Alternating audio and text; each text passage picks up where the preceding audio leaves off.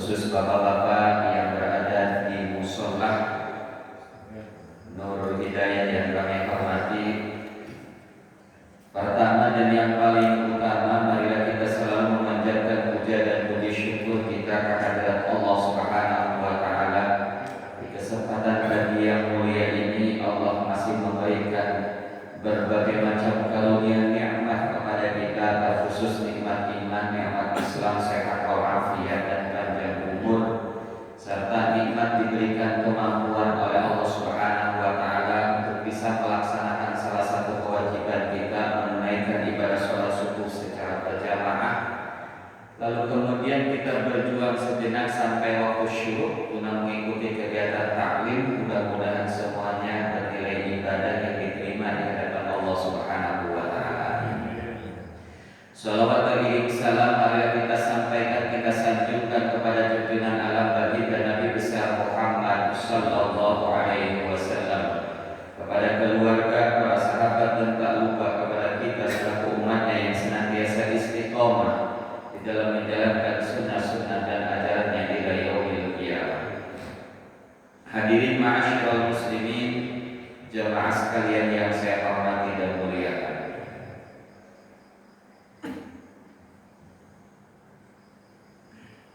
Sungguh merupakan suatu kepastian atau suatu keniscayaan bagi siapapun yang masuk dalam kategori kullu nafsin dha'iqatul maut. Setiap jiwa, setiap diri, setiap yang bernapas pasti akan mengalami yang namanya kematian. Jadi kematian itu adalah sesuatu yang pasti. Maka bagi orang yang beriman sesungguhnya bukan persoalan mati dalam konteks itu suatu kepastian, tetapi yang patut kita waspadai sebagai orang yang beriman adalah bagaimana kondisi kita ketika mati. Dengan bahasa lain, mati itu suatu kepastian. Tetapi persoalan ketika kita keadaannya sedang apa, apakah husnul khotimah atau su'ul khotimah, itu adalah pilihan. Karena kata Nabi dalam hadis dikatakan mautul mar'i ala ma'asya alaih.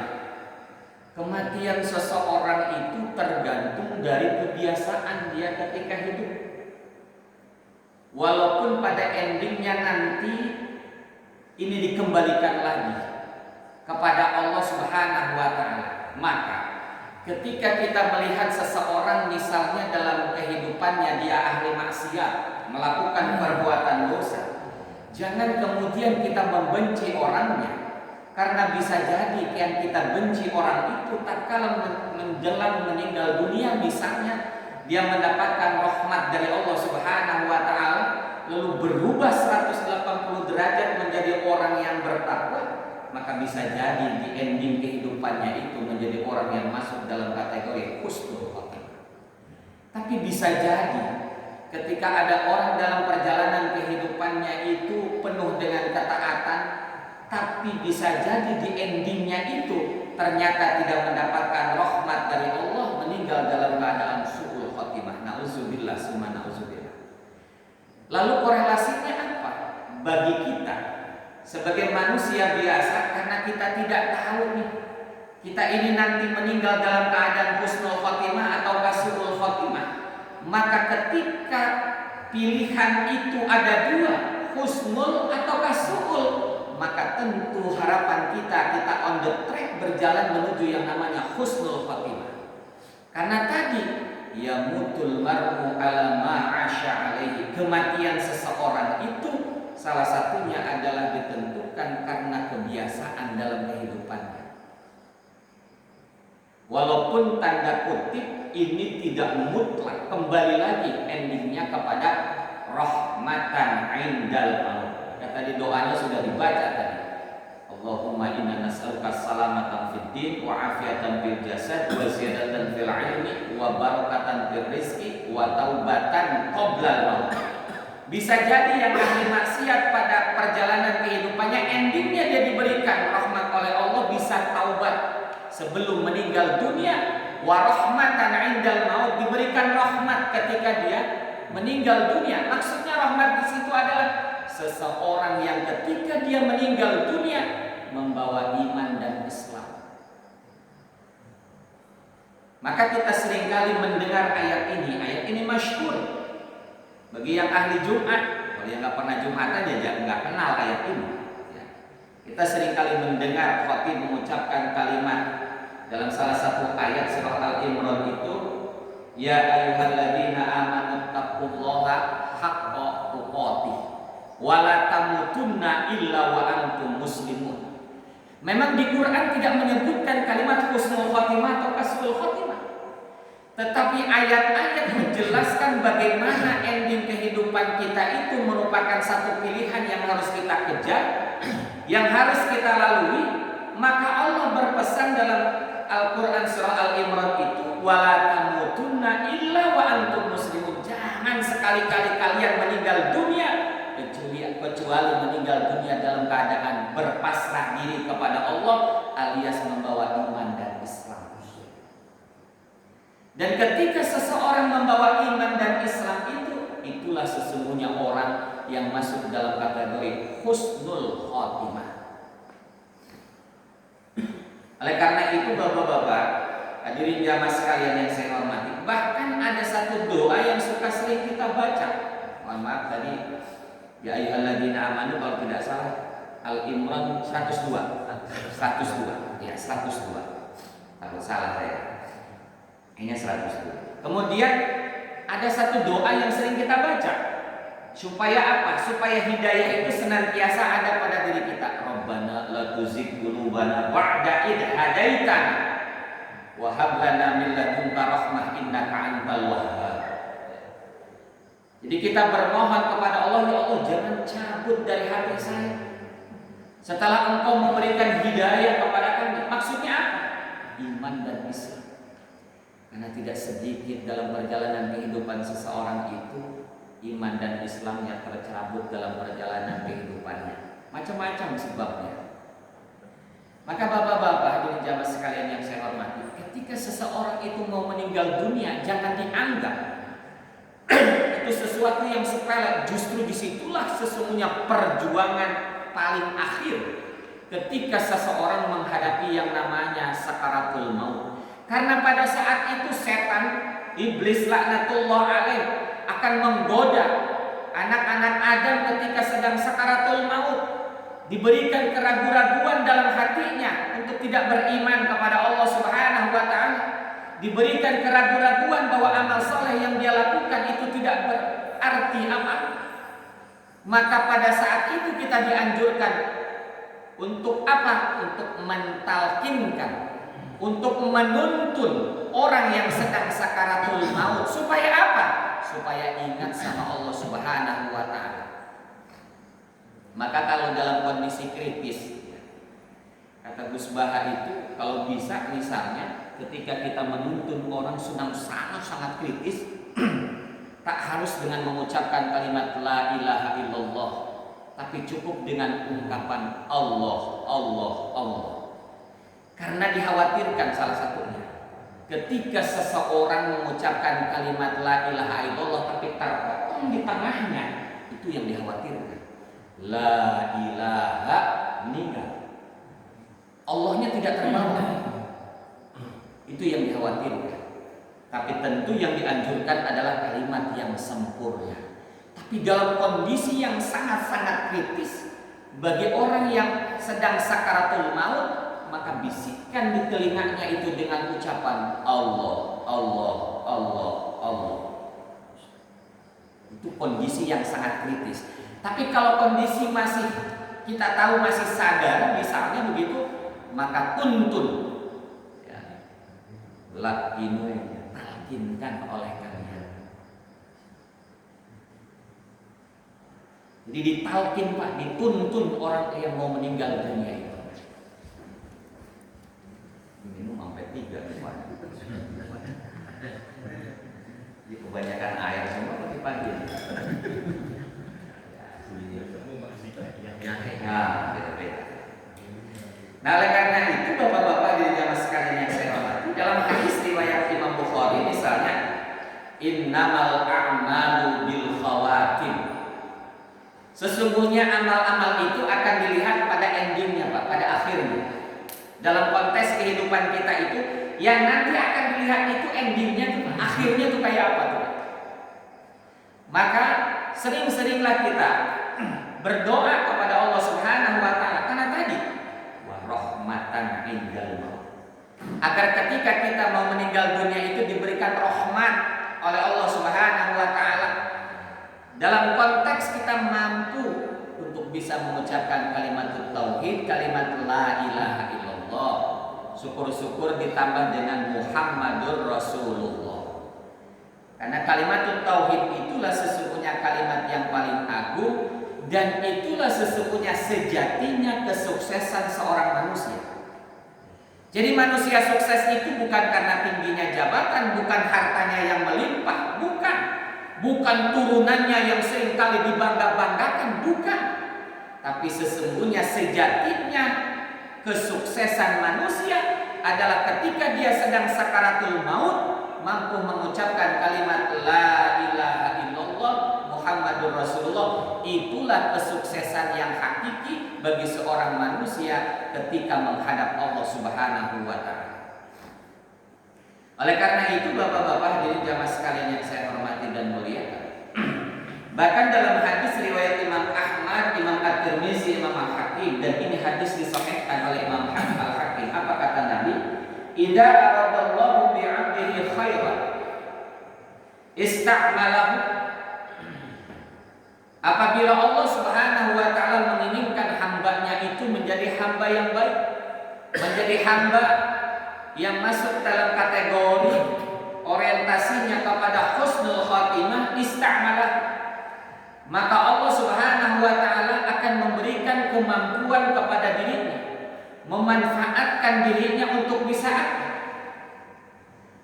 bisa melakukan amal soleh ketika orang itu sebelum datang kematiannya. Ketika sahabat tanya, qalu kaifa yasta'milu ya Rasul, bagaimana Allah kemudian memanfaatkan orang itu? Jawabannya adalah qala yuwaffiquhu li'amalin shalih qabla mautihi. Seseorang yang berikan taufik oleh Allah, diberikan kemampuan oleh Allah untuk berbalik 180 derajat yang tadinya ahli maksiat menjadi ahli taat sebelum dirinya kedatangan tamu malakal maut atau malaikat Israil. Nah, oleh karena itu Bapak-bapak hadirin jamaah sekalian yang saya hormati, tahunya kita itu orang itu husnul khotimah atau kasrul khotimah dari mana? Gitu kan. Jadi seseorang itu mau husnul atau mau su'ul, pertama yang mengetahuinya adalah tentu dirinya. Itu sudah pasti, karena dia yang mengalaminya. Orang yang masuk dalam kategori husnul khotimah itu, kata para ulama, tentu yang mengetahuinya adalah dirinya. Sebagaimana firman Allah di dalam Al-Quran, innal ladzina qalu rabbunallah tsumma istaqamu tatanazzalu alaihimul malaikatu alla takhafu wa la tahzanu wa abshiru bil jannati allati kuntum tu'adun. Sesungguhnya orang-orang yang ketika mereka mengatakan kami menyatakan bahwa Allah sebagai Tuhan kami, lalu kemudian sumastaqamu, mereka istiqomah meneguhkan hati dan pendiriannya terhadap keyakinan bahwa Allah adalah satu-satunya Rabb kita, tatanazzalu alaihimul malaikat, kemudian para malaikat turun menghampiri orang yang sedang sakaratul maut dengan mengatakan alla takhafu wa la tahzanu, kamu jangan takut, kamu jangan sedih, wa abshiru bil jannati allati kuntum tu'adun, dan malaikat ini memberikan kabar gembira kepada orang yang sedang sakaratul maut itu terhadap surga yang dijanjikan oleh Allah Subhanahu wa taala yang nanti akan menjadi tempat kehidupan yang paling abadi. Jadi Bapak-bapak hadirin jamaah sekalian yang saya hormati, maka ketika kita melihat ada seseorang yang sedang sakaratul maut meninggal misalnya, menghembuskan napasnya, lalu kemudian tersenyum kelihatan wajahnya, itu berarti secara lahiriah bisa jadi orang itu diberikan gambaran tentang tempat kehidupannya terakhir, dalam artian bahwa itulah tempat yang nanti akan dia huni yang sesungguhnya. Maka ketika ada orang yang tersenyum, berarti gambaran surga yang dinampakkan oleh malaikatnya Allah Subhanahu wa Ta'ala. Tapi bisa jadi ketika wajah seseorang itu penuh dengan ketakutan, penuh dengan kesedihan yang teramat sangat, maka bisa jadi tempat terakhirnya itu digambarkan oleh malaikat justru kebalikannya, bukan surga tapi neraka. Nah, oleh karena itu bapak-bapak hadirin jamaah sekalian yang saya hormati, lalu apa tanda-tanda seseorang itu mendapatkan husnul khotimah? Yang pertama, kata para ulama, ketika seseorang bisa mengucapkan kalimat la ilaha illallah, ini bersandarkan kepada hadis baginda Nabi, "Mangkana akhirat kalamihi la ilaha illallah dakhala jannah." Siapa orang yang di akhir hayatnya mampu mengucapkan kalimat la ilaha illallah dakhala jannah, dia akan dimasukkan ke dalam surganya Allah Subhanahu wa Ta'ala. Karena tidak semua orang mampu mengucapkan kalimat ini, terkhusus di detik-detik terakhir tatkala sedang sakaratul maut. Hanya orang-orang yang diberikan rahmat oleh Allah Subhanahu wa Ta'ala, hanya orang-orang yang diberikan taufik oleh Allah Subhanahu wa Ta'ala bisa mengucapkan kalimat la ilaha illallah. Maka kalimat ini kalimat yang teramat agung, maka disebut juga kalimat tauhid. Kalimat dalam konteks meniadakan ilah yang lain, yang dalam kehidupan kita ilah itu selalu menghinggapi kita, yang dalam kehidupan kita seringkali masih menganggap ada ilah yang lain selain Allah Subhanahu wa Ta'ala. Kita menganggap bahwa ilah itu bisa jadi jabatan, kita menganggap bahwa ilah itu bisa menjadi yang namanya harta kemewahan, bisa jadi yang namanya ilah itu istri dan anak-anak kita yang seringkali kita dahulukan.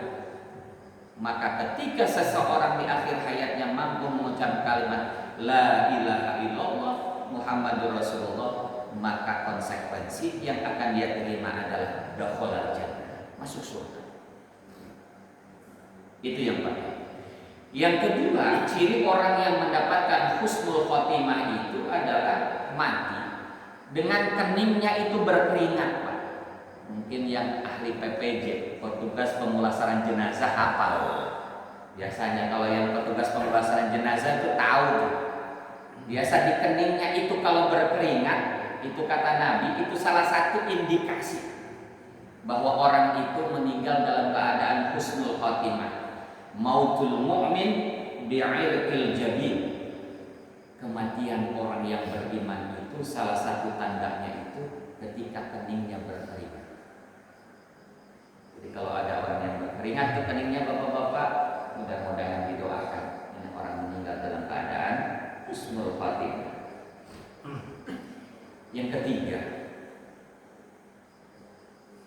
ciri orang meninggal dalam keadaan husnul khotimah itu adalah bisa jadi ketika dia meninggal pada hari Jumat atau malam Jumat.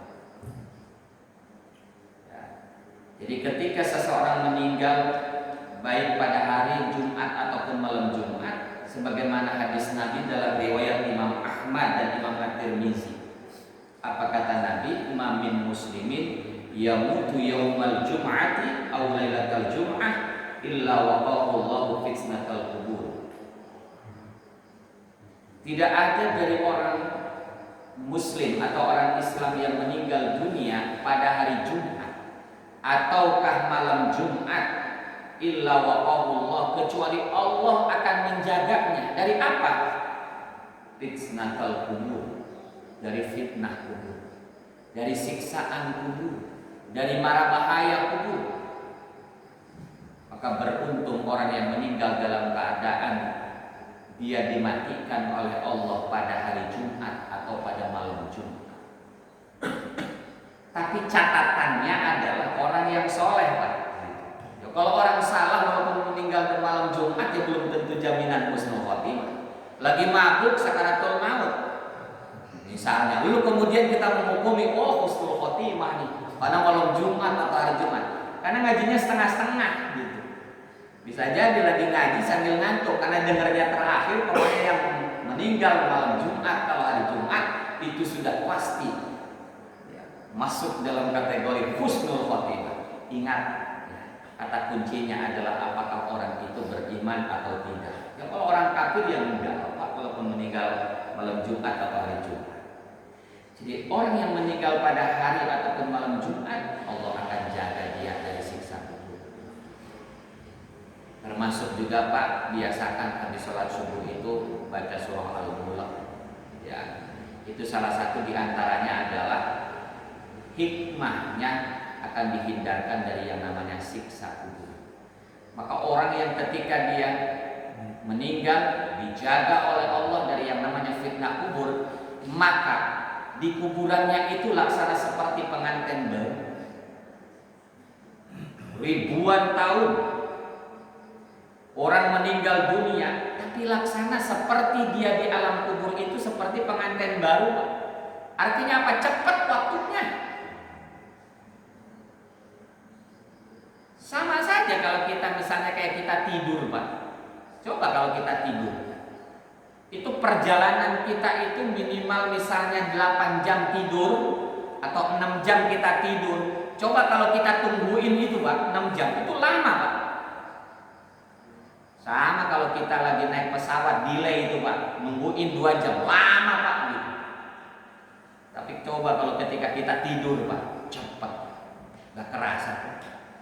Maka bagi orang yang beriman, bagi orang yang mendapatkan rahmat Allah, ketika dia meninggal dunia, maka di samping dia bisa mengucapkan kalimat la ilaha illallah, di kuburannya pun laksana seperti pengantin Pak.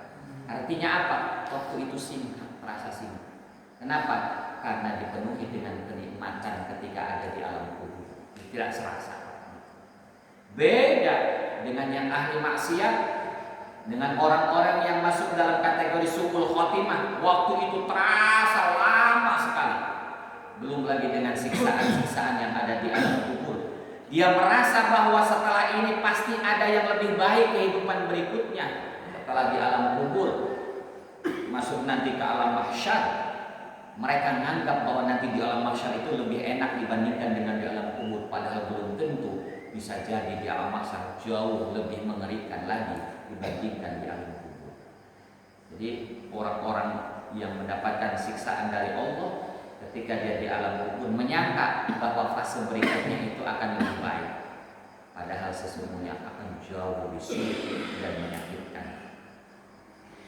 Lalu apa lagi ciri-ciri ketika seseorang itu meninggal dalam keadaan husnul khotimah itu? Tentu saja adalah orang yang meninggal masuk dalam kategori mati syahid. Ya, mati syahid. Pertanyaannya, siapa mereka yang masuk dalam kategori orang yang mati syahid itu? Kata Nabi, yang pertama, man qutila fi sabilillah fa huwa syahid. Orang yang terbunuh di jalan Allah. Ini tentu orang yang sedang berjihad, berjuang di jalan Allah.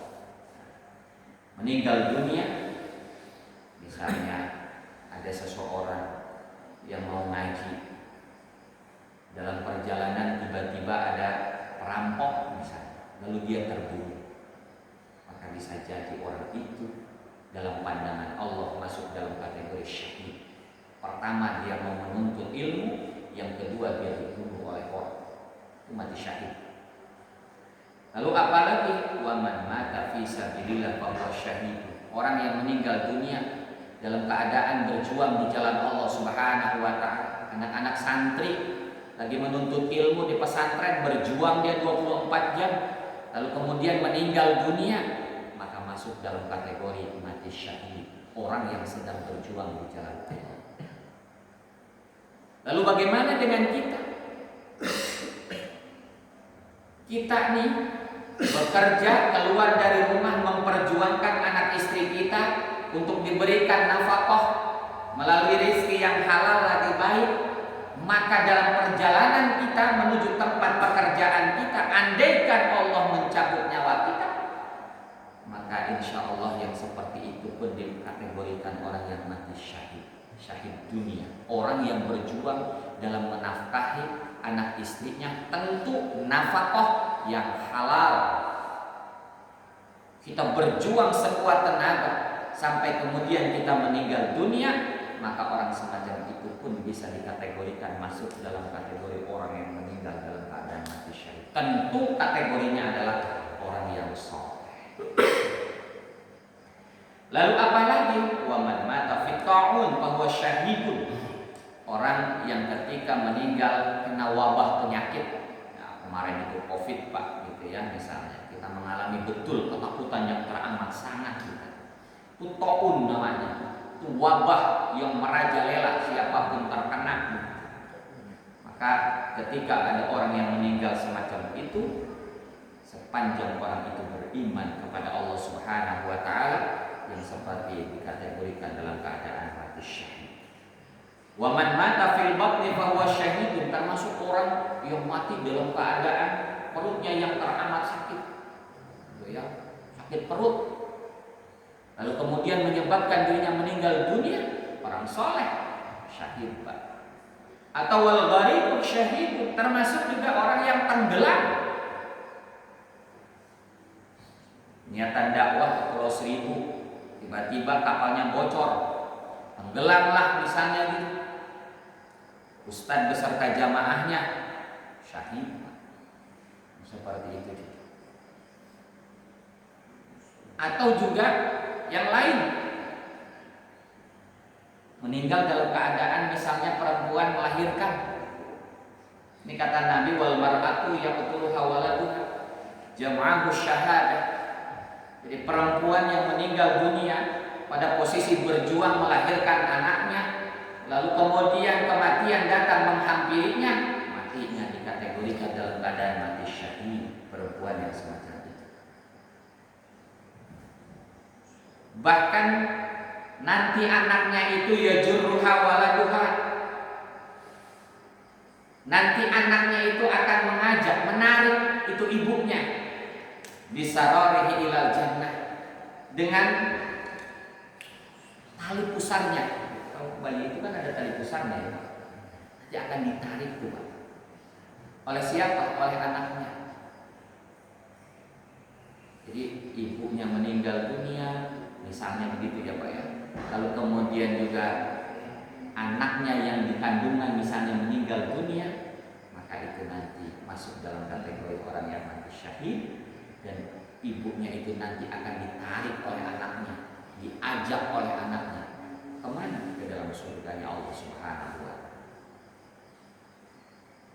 Bahkan dalam hadis riwayat Imam Bukhari Muslim misalnya, Nabi menyampaikan asyuhada'u khamsatun, orang yang mati syahid itu ada 5. Yang pertama adalah al-mat'un, kena wabah, tadi sudah disebutkan. Yang kedua wal mabtun, sakit perut. Yang ketiga wal gharaq, tenggelam. Yang keempat wasahibul hadmi, terkena runtuhan. Ini yang kemarin di pesantren Al-Khazini di Buduran ya. Ini terkena runtuhan. Yakinlah bahwa anak-anak santri termasuk ustadznya yang kemarin meninggal dunia sebanyak 67 orang itu masuk dalam kategori orang yang mati syahid, tertimpa runtuhan, terlepas lahiriahnya. Mohon maaf Pak, hari ini seolah-olah ada grand design nih, Pak. Awalnya dimunculkan supaya umat ini membenci para habaib, lalu dimunculkan lagi sekarang bagaimana orang-orang itu membenci yang namanya para kiai, para ulama. Dibenturkan lagi bagaimana orang-orang itu supaya benci terhadap pondok pesantren. Lalu dibenturkan lagi bagaimana orang-orang di luar sana yang tak ngerti pesantren bicara pesantren, bicara tentang santrinya dan lain-lain. Ini sesungguhnya kalau kita amati bapak-bapak, bahkan kata para ahli, ini sesungguhnya bagian daripada grand design yang ujung-ujungnya nanti akan diajak membenci Islam. Awalnya itu paku-pakunya dulu, Pak. Siapa paku-pakunya? Ya tentu saja alim ulama, para habaib. Terlepas bicara terkait dengan polemik masalah nasab, tapi banyak dari para habaib orang-orang yang soleh. Lantas kemudian mereka membenci sebenci-bencinya tanpa memandang kesolehan orang itu. Lalu bergeser kepada ulamanya. Kiai, Pak, coba kalau Bapak baca di media sosial, na'udzubillahi min dzalik. Maka ada bahasa kalau dulu maha benar Allah dengan segala firman-Nya, hari ini digeser, Pak. Maha benar netizen dengan segala komentarnya. Jadi komentar itu seenaknya saja, tak peduli, Pak.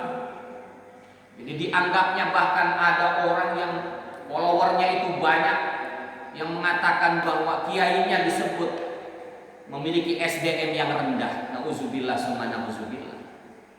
Ya kalau bicara bangunan, ya tentu versinya adalah versi yang ahli bangunan.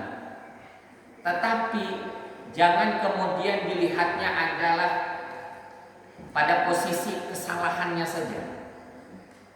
Itu yang kemudian dibesar-besarkan, Pak. Kalau kemarin itu misalnya, ya termasuk juga bagaimana Trans 7 menayangkan satu pesantren. Itu pesantren terbesar, Pak, santrinya paling banyak.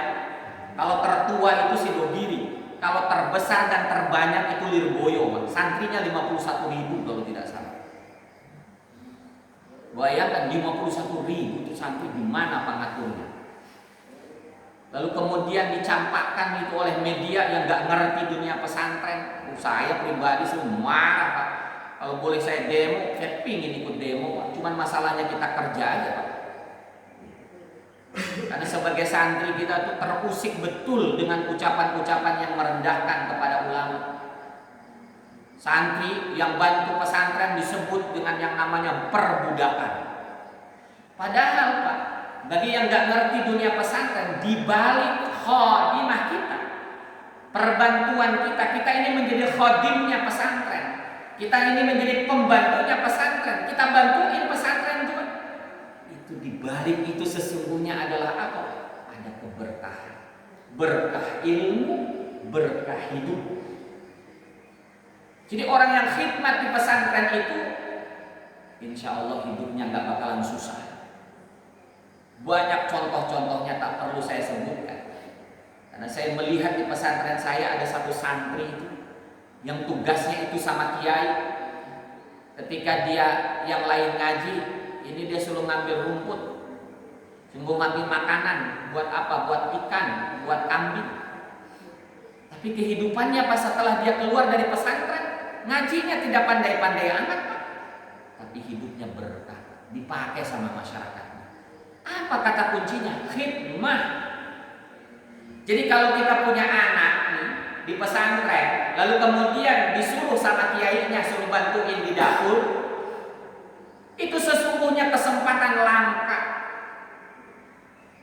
Dan itu salah satu wasilah, salah satu jalan yang menghubungkan antara dirinya dengan keberkahan ilmunya, yang menghubungkan antara dirinya nanti dengan kehidupannya pasca dia keluar dari pesantren. Jadi itu menghina betul ketika menggunakan tenaga santri, padahal itu di hari libur.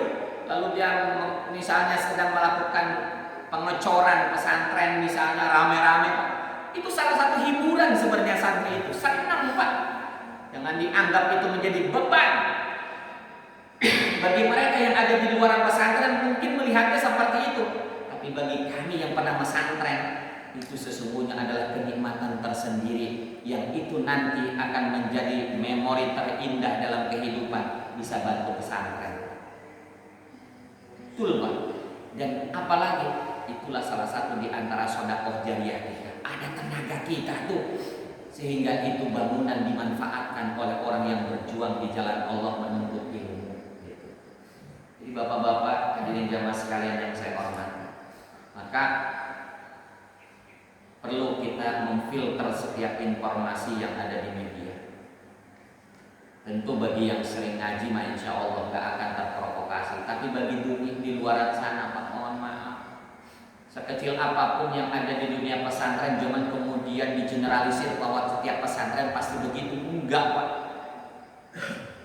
Ketika ada oknum ustaz, oknum kiai yang melakukan kesalahan lalu kemudian digeneralisir pasti pesantren yang lain juga begitu. Tidak, Pak. Itu tidak seperti itu. Itu namanya oknum, Pak.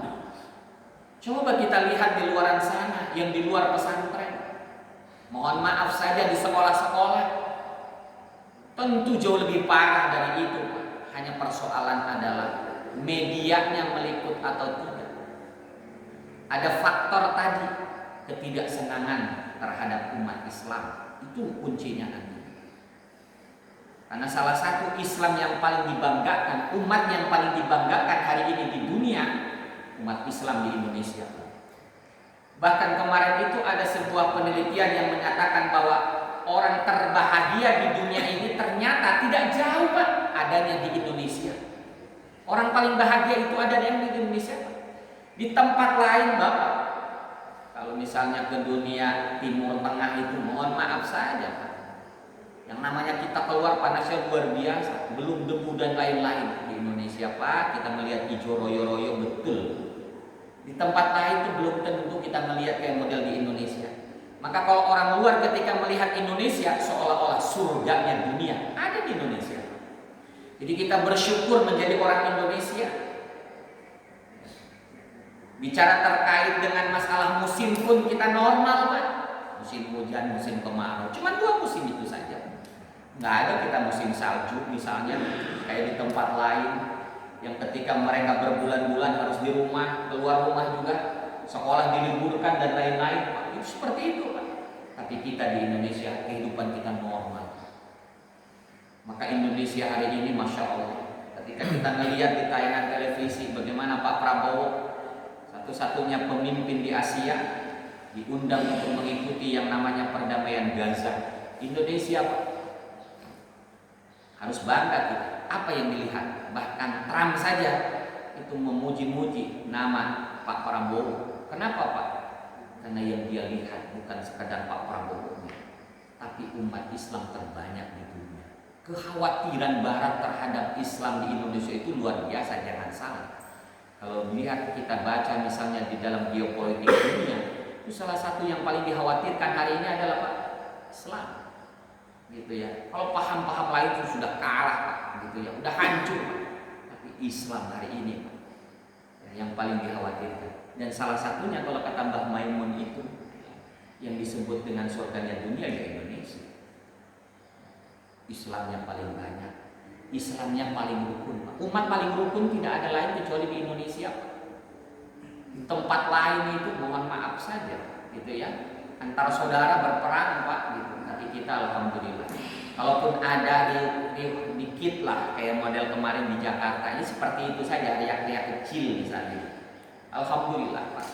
Tapi pada keseluruhannya ini negeri alhamdulillah aman.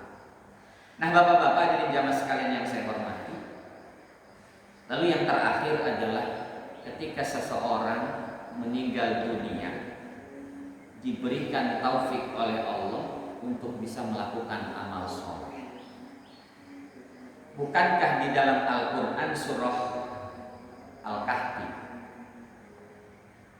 itu Allah menyampaikan, memberikan sebuah penjelasan kepada kita, wa man kana yarju liqa'a rabbih falyamal 'amalan shalihan wa la yusyrik bi ibadati rabbih ahada.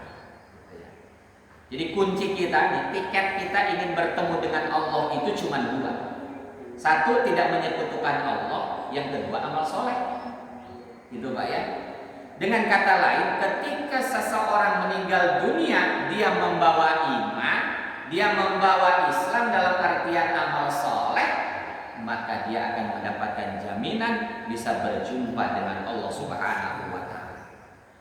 Surga sedemikian kenikmatannya yang amat sangat luar biasa, tapi kenikmatan surga tidak ada apa-apanya dibandingkan ketika seorang hamba bisa berjumpa melihat Allah Subhanahu wa Ta'ala. Kenikmatan yang lain semuanya terkalahkan dibandingkan dengan kenikmatan yang paling utama ketika seseorang hamba itu bisa berjumpa dengan Allah. maka tiketnya cuma dua, tidak menyekutukan Allah dan beramal soleh. Ini barangkali bapak-bapak jadi jamaah sekalian yang saya hormati, nanti saya berikan kesempatan kepada Pak Rois selaku Ketua DKM Masjid Darussalam yang baru. Kita doakan mudah-mudahan beliau panjang umur, sehat walafiat, diberikan kekuatan dan kemampuan oleh Allah bisa membawa Masjid Darussalam beserta musola-musola yang ada di sekitarnya untuk terus bisa kita makmurkan sebagai bagian dari ikhtiar kita untuk menjadikan Bukit Waringin ini menjadi tempat yang diberkahi oleh Allah Subhanahu wa taala. Al-Fatihah. Alhamdulillah. Iya karena